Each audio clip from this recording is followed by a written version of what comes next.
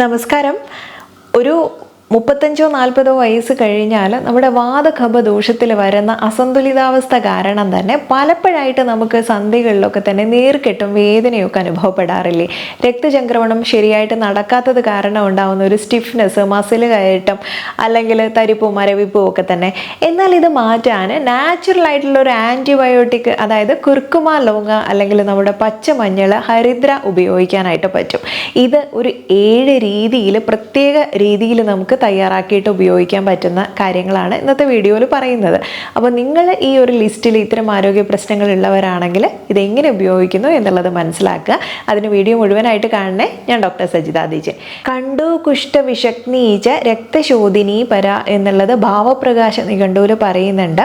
ഇത് നമുക്ക് ശരീരത്തിൽ ചൊറിച്ചിലുള്ള സമയങ്ങളിൽ, അല്ലെങ്കിൽ സ്കിൻ ഡിസീസ് എന്തെങ്കിലും ഉണ്ടെങ്കിൽ, എക്സിമ പോലുള്ള, സോറിയാസിസ് പോലുള്ള കണ്ടീഷനൊക്കെ ഉണ്ടല്ലോ, അതുപോലെയുള്ള പ്രശ്നങ്ങൾ ഉണ്ടെങ്കിലോ, ശരിയായിട്ടുള്ള വിഷാംശം, ടോക്സിൻസ് ഒന്നും ഫ്ലഷ് ഔട്ട് ചെയ്ത് ശരീരം പുറത്ത് കളയുന്നില്ല എന്നുള്ളൊരവസ്ഥയിലോ, ബ്ലഡ് പ്യൂരിഫൈ ചെയ്യാനായിട്ടോ ഒക്കെ തന്നെ നമുക്ക് ഈ ഹരിദ്ര ഉപയോഗപ്പെടാറുണ്ട്. കഫദോഷത്തെ കുറയ്ക്കാനും അതുപോലെ തന്നെ ടോക്സിൻസിനെയൊക്കെ റിമൂവ് ചെയ്യാനും സർക്കുലേഷൻ കൂട്ടാനായാലും വേദനയും നീർക്കെട്ടും കുറയ്ക്കാനും എല്ലാം സഹായിക്കുന്നുണ്ട്. ജോയിനിലൊക്കെ ഉണ്ടാവുന്ന നീർക്കെട്ട് അല്ലെങ്കിൽ തരിപ്പ്, മരവിപ്പ്, നീര് വെച്ചിരിക്കുന്ന അവസ്ഥയൊക്കെ ഉണ്ടല്ലോ, അതിനെല്ലാം പൂർണ്ണമായിട്ട് മാറ്റാൻ പറ്റും. ഇത് പല രീതിയിൽ നിങ്ങൾക്ക് ഉപയോഗിക്കാൻ പറ്റും. ഇതിൽ ഒന്നാമത്തെ വിഭാഗം ഏതാണെന്നല്ലേ? അത് ക്ഷീരഭാഗ മെത്തേഡാണ്. എന്ന് വെച്ചാൽ പാൽ ഉപയോഗിച്ചിട്ട് നമുക്ക് തിളപ്പിച്ച് തയ്യാറാക്കി എടുക്കുന്നത്. മഞ്ഞൾപ്പൊടിയായിട്ട് ഉപയോഗിക്കുമ്പോൾ പുറമേ നിന്ന് വാങ്ങുന്നതിലൊന്നും ഒരു ഗ്യാരണ്ടിയും പറയാൻ പറ്റില്ല. നമ്മൾ വീട്ടിൽ തന്നെ ഉപയോഗിക്കുന്നതാണെങ്കിലും ഓക്കെ. അങ്ങനെയാണെങ്കിലും പച്ചമഞ്ഞൾ ഉപയോഗിക്കുകയാണെങ്കിൽ ഒന്നുകൂടെ നല്ലതാണ്. ഇതിൽ കുർക്കുമിനൊക്കെ നമുക്ക് പെട്ടെന്ന് കിട്ടാൻ നല്ലതാണ്. നല്ലൊരു ആൻറ്റി ഓക്സിഡൻസ് ആണ്. അതുപോലെ തന്നെ നമുക്ക് ഇത്തരം നീർക്കെട്ടിനെയൊക്കെ ഇല്ലാതാക്കാനും വേദന കുറയ്ക്കാനും സഹായിക്കുന്ന ഒന്നും കൂടിയാണ്. ഇത് ഉപയോഗിക്കാൻ ഒരു ഗ്ലാസ് പാല് നന്നായിട്ട് തിളപ്പിച്ച്, പച്ചമഞ്ഞളാണെങ്കിൽ അതിലിട്ടിട്ട് തിളപ്പിക്കുക കേട്ടോ.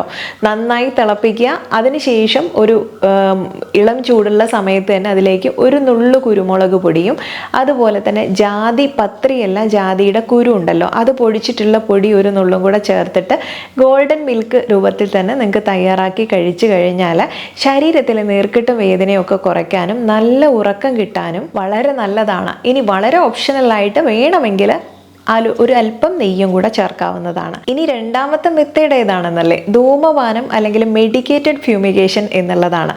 ഇത് തയ്യാറാക്കാൻ വളരെ എളുപ്പമാണ്.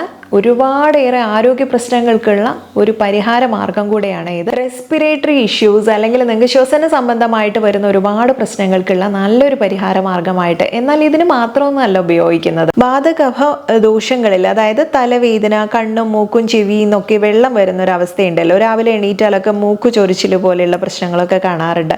ഇനി ഉറക്കക്കുറവ് സാധാരണയാണ്, എന്നാൽ ചിലർക്ക് ഉറക്ക കൂടുതലുണ്ടാവും. അങ്ങനെയുള്ളവർക്ക് പല്ല്, കണ്ണ്, ചെവി, ശിരസ്, ഇവിടെ ഇത്തരം ഭാഗങ്ങളിലൊക്കെ ഉണ്ടാവുന്ന വേദന, തലയ്ക്ക് എപ്പോഴും ഒരു ഭാരം തോന്നുക, നമ്മൾ നാടൻ ഭാഷയിൽ പറയാറില്ലേ ചെന്നിക്കുത്ത് എന്നുള്ളൊരവസ്ഥയൊക്കെ തന്നെ. അതുപോലെ ശ്വാസവൈഷമ്യമുള്ളവർ, പല്ലുകൾക്ക് ബലക്ഷയം അല്ലെങ്കിൽ വായിൽ നിന്ന് ദുർഗന്ധം വരിക, അരുചി, ഒച്ചയടപ്പ്, കൂർക്കം വലി. അരുചി എന്ന് വെച്ചാൽ നമുക്ക് ഭക്ഷണം കഴിക്കാൻ തോന്നാത്തൊരവസ്ഥ, ഒന്നിനും രുചിയില്ലാത്തൊരവസ്ഥ. ഇങ്ങനെ ഒട്ടനേകം അസുഖങ്ങൾക്ക് നമുക്ക് ഈ ഒരു ധൂമപാനം ചെയ്യാൻ പറ്റും. സുശ്രുത സംഹിതയിലൊക്കെ തന്നെ ഈ ധൂമപാനത്തെക്കുറിച്ച് വളരെ വ്യക്തമായിട്ട് പറയുന്നുണ്ട്. അതിലിതെങ്ങനെ തയ്യാറാക്കുന്നു എന്നും പറയുന്നു. തയ്യാറാക്കുന്നതിന് ഒരുപാടേറെ മെഡിക്കേറ്റഡ്, അതായത് ഹെർബ്സും ഒക്കെ നമ്മൾ ഉപയോഗിക്കാറുണ്ട്. അതിൻ്റെ ഒരു ലിസ്റ്റ് ഞാനിവിടെ പറയാം. ത്രിഫല, അകിൽ, കൊട്ടം, കൊന്നത്തൊലി, നാൽപ്പാമരം, രാമച്ചം, ഇരുവേലി, ജടാമാഞ്ചി, മരമഞ്ഞൾ, വേപ്പില, കുന്തിരിക്കം, ദശമൂലം തുടങ്ങിയിട്ടുള്ളവയൊക്കെ ഉപയോഗിക്കാം. എന്നാൽ വളരെ എളുപ്പത്തിൽ നമുക്ക് ഉപയോഗിക്കാൻ പറ്റുന്ന മറ്റൊന്ന് പറയാം. മഞ്ഞൾ, അതുപോലെ നെയ്യ്, ഈ 3 കാര്യങ്ങൾ ചേർത്തിട്ട് വളരെ എളുപ്പത്തിൽ ഈ ഒരു ധൂമപാനത്തിനുള്ള കാര്യങ്ങൾ നമുക്ക് തയ്യാറാക്കി എടുക്കാൻ പറ്റും.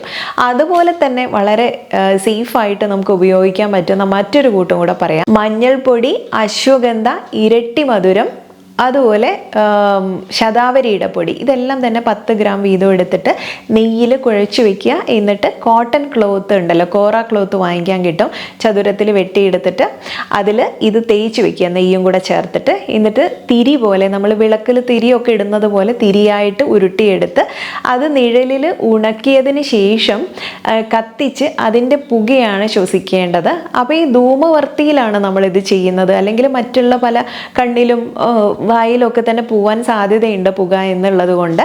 അപ്പോൾ ഇത്തരം ധൂമനേത്രാസ് നമ്മുടെ വീട്ടിലൊന്നും ഉണ്ടാവില്ല എന്നുള്ളത് കൊണ്ട് പേപ്പർ കട്ട് ചെയ്തിട്ട് ആ ഒരു കോൺ ഷേപ്പിൽ ചെയ്തിട്ട് അതിനുള്ളിലൂടെ ചെറിയൊരു ഹോൾ ഉണ്ടാക്കിയതിന് ശേഷം ഉള്ളിലൂടെയാണ് നമ്മൾ ഈ ഒരു പുക ശ്വസിക്കുന്നത്. അത് ശ്വസിക്കുന്നതിന് ഒരു പ്രത്യേക രീതിയൊക്കെ ഉണ്ട്.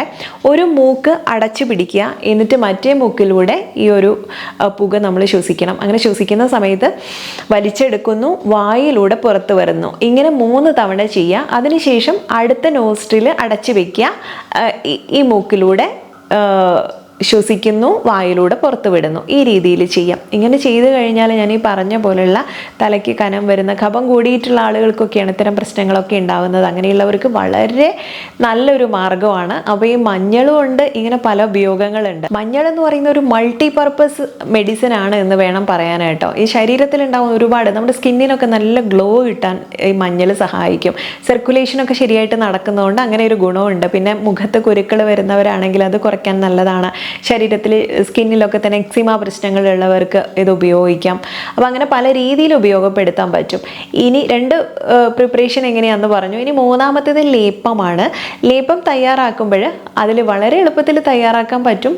മഞ്ഞൾപ്പൊടിയും അതുപോലെ വെളിച്ചെണ്ണയും കൂടെ മിക്സ് ചെയ്തിട്ട് സ്കിന്നിൽ ചൊറിച്ചിൽ അല്ലെങ്കിൽ ഈ എക്സിമ കണ്ടീഷനൊക്കെ ഉണ്ടെങ്കിലുണ്ടല്ലോ അവിടെ അപ്ലൈ ചെയ്തിടാൻ നല്ലതാണ്. വ്രണ മാനേജ്മെൻറ്റിൽ ഹരിദ്ര ലേപ്പത്തെക്കുറിച്ച് പറയുന്നുണ്ട്. ഇതിൽ തന്നെ സുശ്രുത സംഹിതയിലാണ് ഇതിനെക്കുറിച്ച് പറയുന്നത്. വളരെ വ്യക്തമായിട്ട് ഇത്തരം വൂണ്ടുള്ള ഭാഗങ്ങളിൽ വ്രണശോധനമായിട്ട് ഉപയോഗിക്കുന്നുണ്ട്. മുറിവൊക്കെ ഉണക്കാൻ സഹായിക്കുന്നുണ്ട് എന്നർത്ഥം. അതുപോലെ 4ാമത്തേത് ഹരിദ്ര ചൂർണമാണ്. കഫം, നീർക്കെട്ട്, ചർമ്മരോഗം, ടോക്സിൻസിനെയൊക്കെ പുറന്തള്ളുക എന്നുള്ള പ്രശ്നങ്ങളൊക്കെ മാറ്റാനാണെങ്കിൽ നിങ്ങൾക്ക് ചൂർണം ഉപയോഗിക്കാൻ പറ്റും. ഈ ഹരിദ്ര ചൂർണം തന്നെ തേനിൽ ചേർത്തിട്ട് കഴിക്കാം. ഇനി അടുത്തത് ഒരു 1/2 സ്പൂണ് മഞ്ഞൾപ്പൊടി അല്ലെങ്കിൽ ഫ്രഷ് മഞ്ഞളാണെങ്കിൽ അങ്ങനെയും മതി. ഒരു ചെറിയ പീസ് എടുക്കുക, അത് ചതച്ചിട്ടിട്ട് വെള്ളത്തിലിട്ട് തിളപ്പിച്ച് അതിലേക്ക് ഒരു 2-3 തുള്ളി നാരങ്ങ നീരും കൂടെ ചേർത്തിട്ട് വെറും വയറിൽ കുടിക്കുന്നതും ഒക്കെ തന്നെ ഇതുപോലെ വയറിൽ വിഷാംശങ്ങളൊക്കെ നീക്കം ചെയ്യാനും രക്തം ശുദ്ധീകരിക്കാനൊക്കെ സഹായിക്കുന്ന മെത്തേഡാണ് കേട്ടോ. ഇങ്ങനെ ചെയ്തു കഴിഞ്ഞാൽ നമുക്ക് നല്ല വിശപ്പുണ്ടാവും. അങ്ങനെ ദഹന സംബന്ധമായിട്ട് മെറ്റബോളിസം പ്രശ്നങ്ങളൊക്കെ ഉണ്ടെങ്കിലൊക്കെ മാറ്റാനൊക്കെ ഏറെ നല്ലതാണ്. ഇത് തന്നെ നമ്മുടെ ദഹന സംബന്ധമായ പ്രശ്നങ്ങളൊക്കെ മാറ്റിയും നീർക്കെട്ട് കുറയ്ക്കാനും ഒക്കെ വളരെ സഹായകരമായിട്ടുള്ള ഒന്നാണ്. അതുകൊണ്ട് തന്നെ ഇത് വെറും വയറിൽ കഴിക്കുകയാണെങ്കിൽ അതിൻ്റെ ഗുണം ഒന്നുകൂടെ ഉണ്ട്. ഒരു 2-3 തുള്ളി എന്ന് എടുത്ത് പറഞ്ഞത് എന്താണെന്നോ, പലർക്കും അസിഡിക് ആയിട്ടുള്ള ബുദ്ധിമുട്ടുകൾ അല്ലെങ്കിൽ അസിഡിറ്റി പ്രശ്നങ്ങളും നെഞ്ചെരിച്ചിൽ ബുദ്ധിമുട്ടുകളൊക്കെ ഉണ്ടാവാറില്ലേ. അപ്പം അങ്ങനെയുള്ള ആളുകൾ ഈ വെറും വയറിൽ കണ്ടിന്യൂസ് ആയിട്ട് ഇതുപോലെ ലെമൺ ജ്യൂസിൻ്റെ അളവ് പറയാതെ തോന്നിയതുപോലെയൊക്കെ ഉപയോഗിക്കുന്നവരുണ്ട്. അപ്പം അങ്ങനെ ചെയ്ത് കഴിഞ്ഞാൽ നിങ്ങൾക്കത് വളരെയധികം ബുദ്ധിമുട്ടുണ്ടാക്കും. അൾസർ പോലുള്ള പ്രശ്നങ്ങൾ വരെ വരാൻ സാധ്യതയുണ്ട്. അധികം ഉപയോഗിക്കരുത് എന്നുള്ളതേ ഉള്ളൂ. പക്ഷെ കുറഞ്ഞ എമൗണ്ടിൽ ഉപയോഗിച്ചാൽ വളരെ ഗുണമുള്ള ഒന്നുകൂടെയാണ്. അപ്പോൾ ഇങ്ങനെ തന്നെ ഉപയോഗപ്പെടുത്താൻ പറ്റും ഇതിന് കൂടെ ഉപയോഗിക്കുമ്പോൾ. പിന്നെ ഇതിന് ലഘു ഗുണവും ഉഷ്ണവീര്യവും ഉള്ളതായതുകൊണ്ട് ഒരു പരിധിയിൽ കൂടുതൽ ഉപയോഗിക്കുന്നതും മഞ്ഞൾ നല്ലതല്ല. എല്ലാം മിതമായിട്ടുള്ള എമൗണ്ടിൽ തന്നെ ഉപയോഗിക്കാം. പൊടിയാണെങ്കിൽ ഒരു 1/2 സ്പൂണിലധികം ഒന്നും ഉപയോഗിക്കേണ്ടതില്ല. അടുത്തത് ഹരിദ്ര തൈലമാണ്. അഷ്ടാംഗ ഹൃദയത്തിൽ ഹരിദ്ര തൈലത്തെക്കുറിച്ച് പറയുന്നുണ്ട്. ഇത് നമുക്ക് വേദനയും നീർക്കെട്ടുള്ള സമയങ്ങളിലൊക്കെ ഉപയോഗപ്പെടുത്താൻ പറ്റും. മഞ്ഞൾ ചതച്ചിട്ടിട്ട് വെളിച്ചെണ്ണയിലൊക്കെ കാച്ചി എടുത്തു കഴിഞ്ഞാൽ ഈ ശരീരത്തിൽ നീർക്കെട്ടും വേദനയും ഒക്കെ കുറയാൻ വളരെ നല്ലതാണ്. പിന്നെ നമുക്ക് സ്കിന്നിൽ വരുന്ന പാടുകളും പ്രശ്നങ്ങളും ഒക്കെ തന്നെ മാറ്റാനും സ്കിന്നിന് നല്ല ഗ്ലോ കൊടുക്കാനൊക്കെ സഹായിക്കുന്നുണ്ട്. മഞ്ഞളും മരമഞ്ഞളും ഒക്കെ ചേർത്തിട്ട് നമ്മുടെ നാൽപ്പാമരാതി വെളിച്ചെണ്ണയിലും ആയുർവേദ ഒരുവിധം എല്ലാ ഓയിലുകളിലും മഞ്ഞളിൻ്റെ ഒരു സാന്നിധ്യം നമുക്ക് കാണപ്പെടാം. അപ്പോൾ ഇതുപോലെയുള്ള പ്രശ്നങ്ങളൊക്കെ ഉണ്ടെങ്കിൽ മഞ്ഞൾ എണ്ണ തന്നെ തയ്യാറാക്കിയിട്ട് ദിവസവും അപ്ലൈ ചെയ്യാവുന്നതുമാണ്. ത്രോട്ട് ഇൻഫെക്ഷനും അലർജിയും സൈനസ് ഒക്കെയുള്ള ആളുകൾ ഞാൻ നേരത്തെ പറഞ്ഞിട്ടുള്ള മഞ്ഞൾ പൊടിയും അല്ലെങ്കിൽ തേനും കൂടെ ചാലിച്ചിട്ടുള്ള മിക്സ് വളരെ നല്ലതാണ്. ഇനി അടുത്തത് ലേഹ്യമാണ്. ലേഹ്യം പലപ്പോഴായിട്ട് എല്ലാവർക്കും പരിചയമുള്ളതാണ്. ലേഹ്യം എങ്ങനെ തയ്യാറാക്കാം എന്നുള്ളത് നമ്മൾ വീഡിയോയിൽ മുൻപ് പറഞ്ഞിട്ടുള്ളതാണ്. ലേഹ്യം തയ്യാറാക്കി എടുക്കുന്ന രീതി ഞാൻ വീണ്ടും പറയുന്നില്ല. വീഡിയോയുടെ ലിങ്ക് ഡിസ്ക്രിപ്ഷൻ ബോക്സിൽ കൊടുക്കാം, കണ്ടു നോക്കാവുന്നതാണ്. ഇത് കഴിക്കാൻ ഒന്നുകൂടെ ടേസ്റ്റിയാണ്. കുഞ്ഞുങ്ങൾക്കൊക്കെ കൊടുത്ത് ശീലിപ്പിക്കുന്നത് വളരെ നല്ലതാണ്. മഞ്ഞളല്ലാത്ത രീതിയിലൊന്നും നമ്മൾ ഉപയോഗപ്പെടുത്തില്ലല്ലോ, അതുകൊണ്ട് ആ രീതിയിൽ നിങ്ങൾക്ക് ഉപയോഗിക്കാം. ഇനി അതുപോലെ ഇതിൻ്റെ മഞ്ഞൾ തന്നെ ചേർത്ത് മറ്റൊരു കോമ്പിനേഷൻ ഉണ്ട്. ഇഞ്ചി നീരും അതുപോലെ കുരുമുളകും കൂടെ ചേർത്തിട്ട് ഈ മഞ്ഞളും കൂടെ ചേർത്ത് മിക്സ് ചെയ്തിട്ട് ഇൻഫ്ലമേഷൻ കുറയ്ക്കാനും ദഹനം കൂട്ടാനും കോൾഡ്, കഫ്, ജലദോഷത്തിൻ്റെ ബുദ്ധിമുട്ടുകളും പ്രശ്നങ്ങളൊക്കെ വരുന്ന സമയത്തും ഒക്കെ തന്നെ ഉപയോഗിക്കാൻ പറ്റുന്നത്. ഞാൻ പറഞ്ഞു ഇതെല്ലാം ഒരു ഒരു രൂക്ഷ ഗുണമുള്ളതുകൊണ്ട് ആ ഒരു പരിധിയിൽ കൂടുതലായിട്ട് ഉപയോഗിക്കാനും പാടില്ല. അപ്പോൾ വളരെ എളുപ്പത്തിൽ മഞ്ഞളിനെ നിങ്ങൾക്ക് പല രീതിയിൽ ഉപയോഗപ്പെടുത്തിയെടുക്കാൻ പറ്റും. ഞാൻ ഈ പറഞ്ഞിട്ടുള്ള പ്രശ്നങ്ങളൊക്കെ ഉള്ളവർ ഏതൊക്കെ രീതിയിൽ ഉപയോഗിക്കണം എന്നുള്ളത് നോക്കി ഉപയോഗിക്കുക. സൗന്ദര്യവർദ്ധനവും മുതൽ അർബുദം തടയുന്നത് വരെ നീളുന്ന മഞ്ഞളിൻ്റെ ഗുണങ്ങൾ അവസാനിക്കുന്നില്ല. ഒരുപാടേറെ ഗുണങ്ങൾ ഇനിയുണ്ട്. അപ്പോൾ വളരെ ഇമ്പോർട്ടൻ്റ് ആയിട്ടുള്ള കുറച്ച് ഇൻഫർമേഷനാണ് ഇന്നത്തെ വീഡിയോയിൽ പറഞ്ഞിട്ടുള്ളത്. കണ്ടു കഴിഞ്ഞാൽ മറ്റുള്ളവർക്കും കൂടെ ഉപകാരപ്പെടുന്ന രീതിയിൽ ഷെയർ ചെയ്യണേ, മടിക്കരുത്. നെക്സ്റ്റ് ഒരു വീഡിയോയിൽ നല്ലൊരു വിഷയവുമായി വീണ്ടും കണ്ടുമുട്ടാം. നന്ദി.